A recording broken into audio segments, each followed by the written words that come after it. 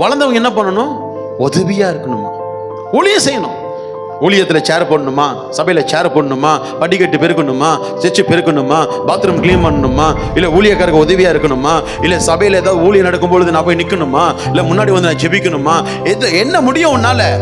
அதெல்லாம் திங்க் பண்ணிட்டு என்ன பண்ணோம்? இல்லை அவர் வந்து பண்ணிப்பார், இவர் வந்து பண்ணிப்பார், அவங்க வந்து பண்ணிப்பாங்க, இவங்க இருக்காங்களா, அவங்க இருக்காங்களே, அது நினைக்கிறதுக்காக உன்னை தேவன் ரட்சிக்கல. அதற்காக நீ சபையில வளரல.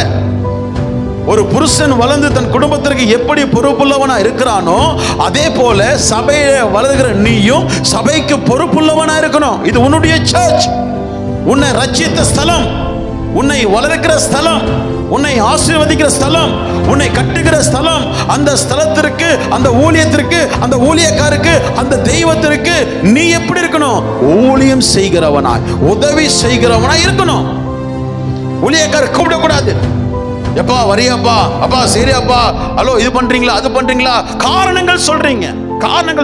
உங்களுக்கு தெரியுமா, பரிசுத்த வேதாகமத்துல ஊழியக்கார் என்ன பேசுவார் என்று சொல்லி ஜனங்கள் காத்து கொண்டிருப்பாங்களாம். இன்னைக்கு எஸ்கேப்பிங் மைண்ட். எலிசாவை கூப்பிடுறாரு. எலிசாவை கூப்பிடும் பொழுது எலிசா எங்க இருக்கிறான்? வீட்டுல பெட்ல தூங்கிட்டு இருக்கிறானா? வயல்ல ஏர் மாடுகள் என்ன பண்ணி கொண்டிருக்கிறான்? உழுது கொண்டிருக்கிறான், வேலை பார்த்துட்டு இருக்கிறான். மாடுகள் இருக்குது, வயல் இருக்குது, அவன் வேலை பார்த்துட்டு இருக்கிறான். நல்ல வெயில் இருக்குது, அவனுடைய ரெகுலர் ஒர்க் அது. எலியா சொல்றாரு, ஏய் வா.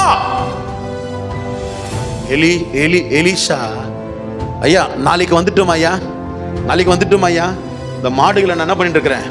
ஏர் ஓட்டிட்டு இருக்கேன் ஐயா, இன்னைக்கு சாயந்தரம் முடிச்சிடறேன் ஐயா, நாளைக்கு வரட்டுமா ஐயா? அப்படியே கேட்டிருக்காரு பாருங்க. அப்படியே விட்டுட்டு என்ன பண்ணாராம்? வந்துட்டாரு. ஏசப்பா பேதுருவை கூப்பிடவே இல்லை. ஏசப்பா பேதுருவுடைய தேவையை சந்தித்தாரு, ஆசீர்வதித்தாரு, எல்லாமே பண்ணாரு. பேதுரு பார்த்தான், ஐயோ இனி நம்மளுடைய வாழ்க்கையில இவரை தவிர வேறொன்றுமே இல்லை. எல்லாத்தையும் விட்டான், ஏசப்பாவை பின்பற்றினான். வளர்ந்தவன் செய்ய வேண்டிய காரியம். இன்னைக்கு நாமும் இந்த காரியங்களிலே பரிபூர்ணம் அடைய வேண்டும். இன்னைக்கு போட்டி போட்டு கொண்டிருக்கிறோம், அதிகாரம் பண்ணி கொண்டிருக்கிறோம், அராஜகம் பண்ணி கொண்டிருக்கிறோம், அவங்க மேல இவங்க மேல குற்றங்களை சொல்லி கொண்டிருக்கிறோம், குறைகளை சொல்லி கொண்டிருக்கிறோம், பழி வாங்குற எண்ணத்தில் இருக்கிறோம், பொறாமைப்பட்டு கொண்டிருக்கிறோம், துர்குணத்தில் இருக்கிறோம், வஞ்சகத்தில் இருக்கிறோம், இப்படியெல்லாம் இருக்கிறோம். இது வளர்ச்சி அல்ல. இந்த வளர்ச்சியில நாம தெய்வீக சுகத்தையோ, தெய்வீக கிருபையோ, தெய்வீக ஆசீர்வாதத்தையோ, தெய்வீக சமாதானத்தையோ நம்மால் அனுபவிக்க முடியாது.